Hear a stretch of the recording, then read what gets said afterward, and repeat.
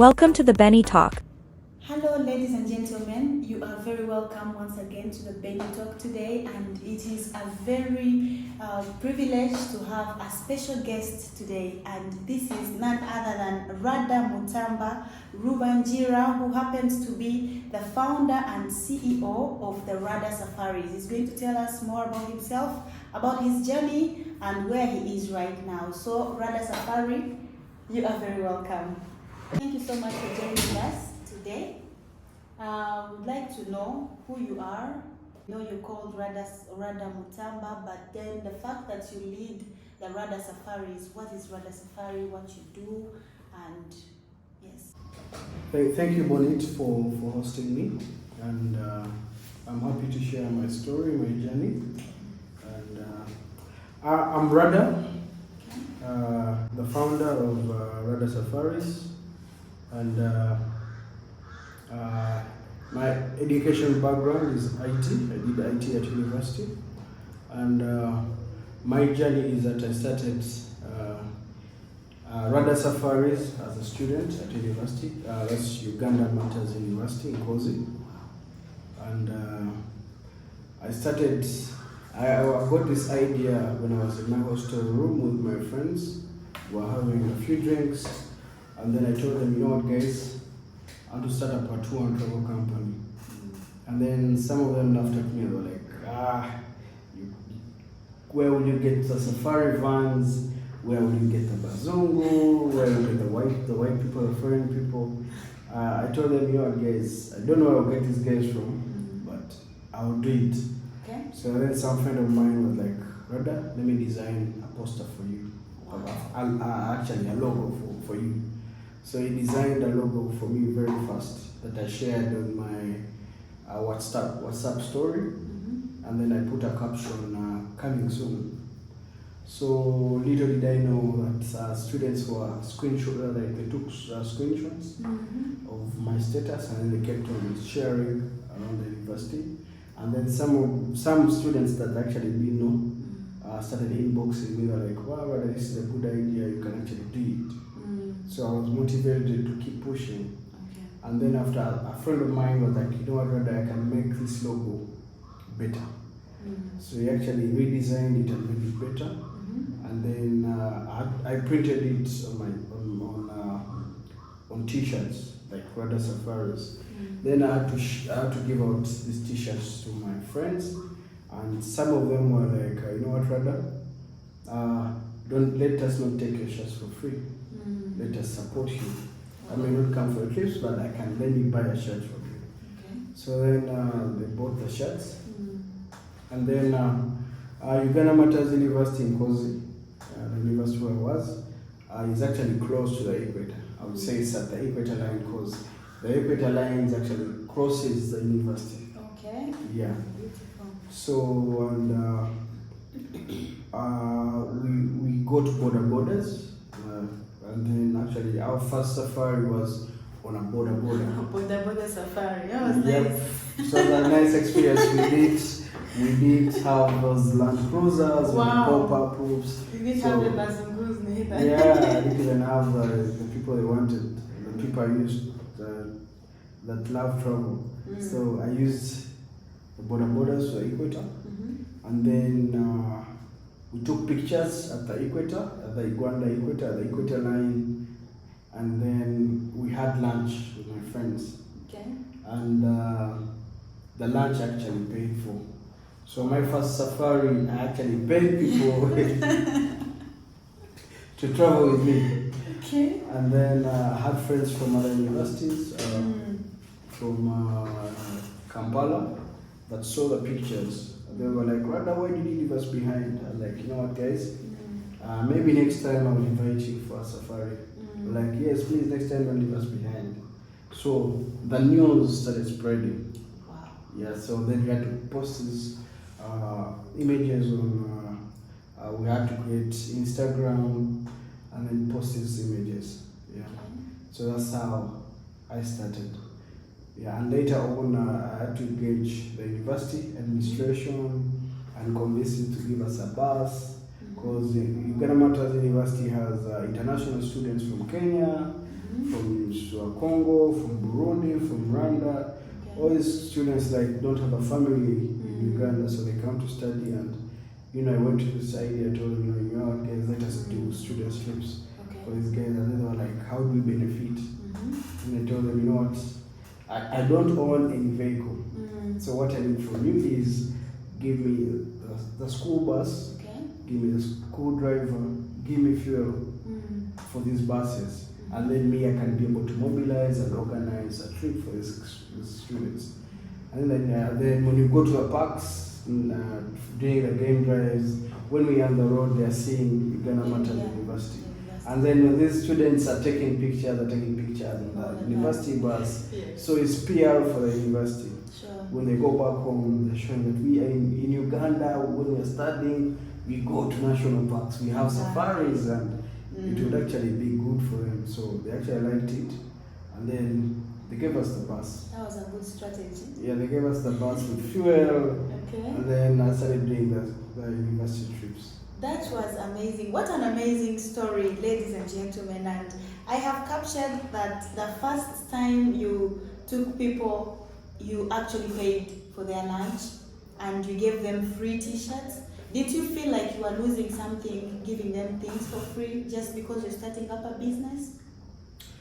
I wouldn't say that I felt like I was losing, because at university we used to spend money on useless things, like alcohol, whereas partying, so things that never used to add value on our lives.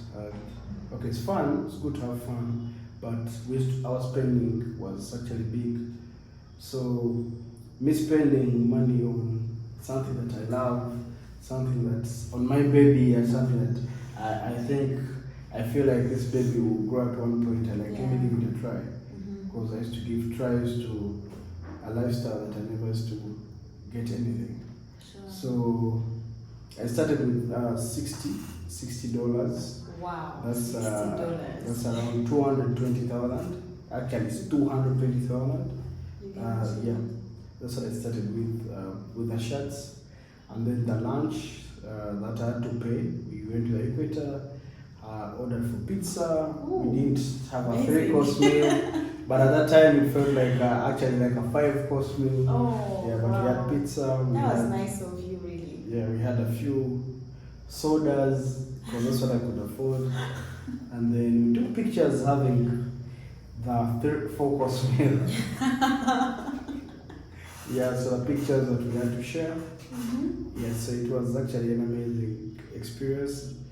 It was fun because I had to share these pictures, and I went back to my room and I was like, you know what? I think I can make this work.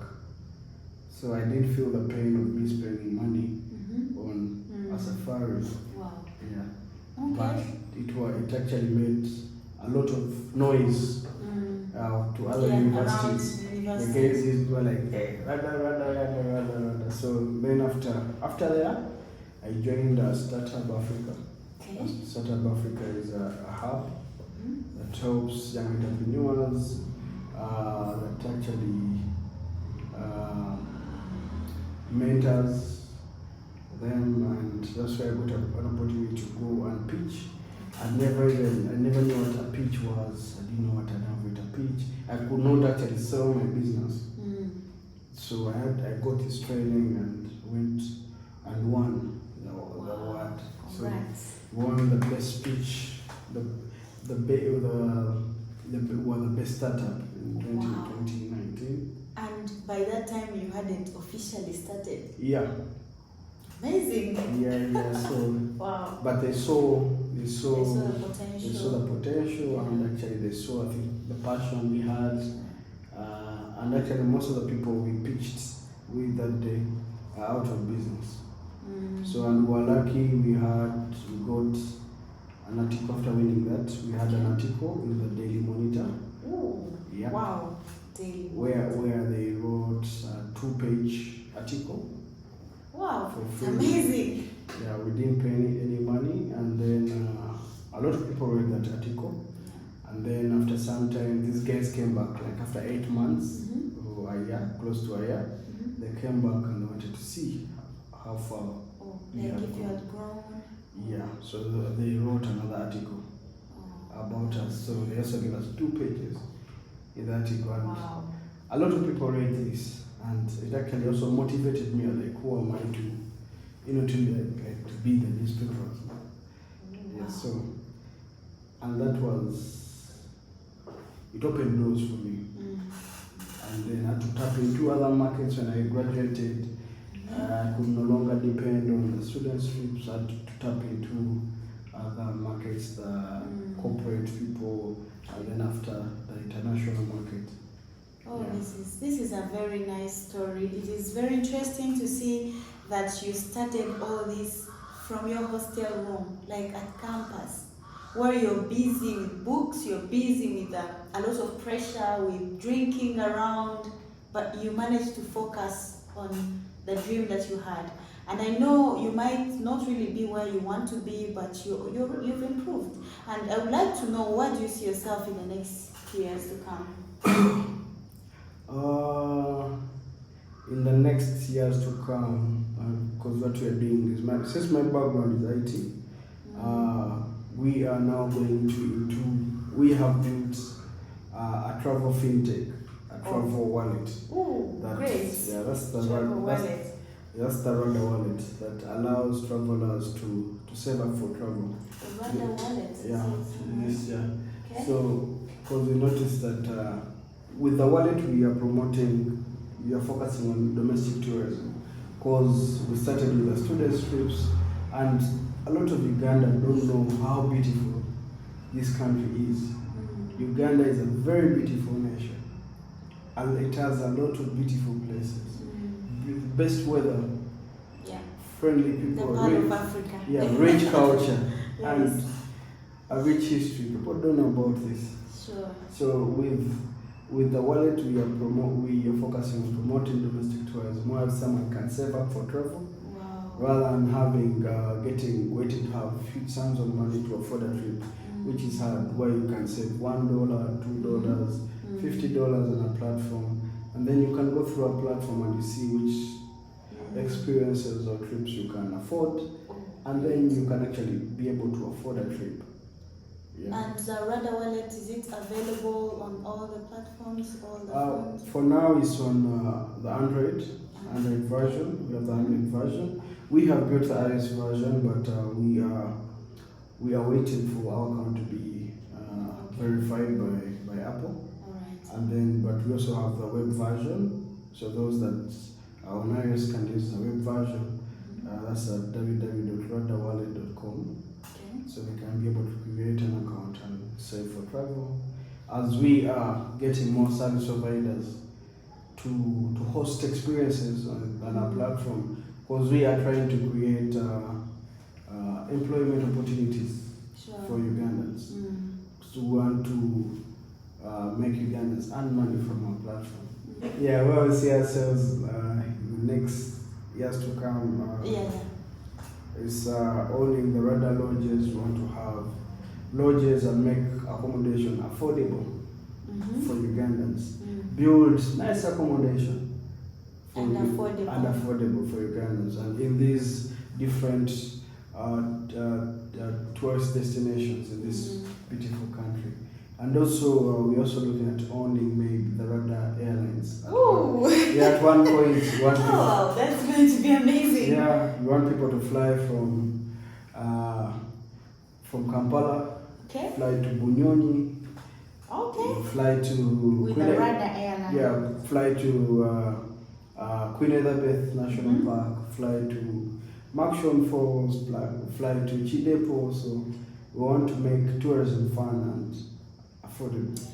I have seen that with the Rada Safari and with the Rada wallet, things are actually possible, because there are many people who have told me, and they keep saying that, we can't afford traveling in Uganda. We are Ugandans, and in our own countries, we don't know what is happening in our country. We don't know these beautiful places in our country. And it's because we've said in ourselves that, we can't afford it. It's actually expensive. But I see with the Rada wallet, it's actually possible for everyone. So thank you so much for for giving us, for sharing with us your story. It's such a beautiful story. And what inspires me more from your story is that you started at campus and you had a dream, you had a passion or something. I know you faced a lot of challenges that you're going to talk to us about, not in this video. If we have another chance to interview you, you're going to tell us some of the challenges that you faced at the beginning, because I know there have been really many, if not, I don't know, but I guess you faced challenges. But for now, what can you tell this young person at campus who is maybe also burning with a dream or his passion and they want to do something, they want to start a business? What can you tell them? What I can tell every person that is out there that wants to start up a business is that first of all, you need to be patient. Okay. And you need to be consistent in whatever you're doing. When you start something, whatever small it is, you need to be consistent and patient. Because the number of students that also started businesses when we were together at university, but the businesses, they're out of business because they're not patient. They wanted to make millions and drive Range Rovers in 2 months, but that's not possible. Business takes time to grow. It can even take more than 5 years, but when it grows, it grows. As long as you're patient and you make a lot of mistakes along the way, and these mistakes you actually learn from them, and then it helps you be able to not repeat the mistakes along the way. Because I would rather start small than start with big sums of money that I can waste easily. Because when you start small, you learn a lot of challenges and find ways of